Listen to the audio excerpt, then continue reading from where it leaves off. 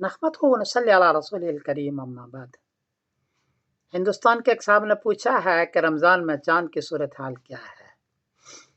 جواباً عرض ہے کہ 10 مارچ بروز اتوار کو انڈیا میں چاند کو چاہیے 1 ڈگری، برما میں 0 ڈگری، بنگلہ دیش میں 0 ڈگری، کراچی میں 1 ڈگری، پشاور میں 0 ڈگری، نیپال میں 0 ڈگری اور ایران میں 0 ڈگری ہے۔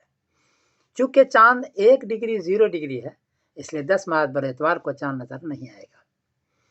11 مارچ بروز پیر کو انڈیا میں چاند کو چاہیے 15 ڈگری، برما میں 14 ڈگری، بنگلہ دیش میں 14 ڈگری، کراچی میں 15 ڈگری، پشاور میں 14 ڈگری، نیپال میں 14 ڈگری اور ایران میں 15 ڈگری ہے۔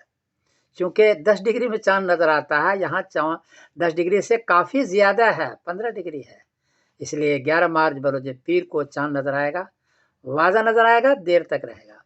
اور 12 مارچ بروز منگل کو رمضان کی پہلی تاریخ ہوگی انشاءاللہ۔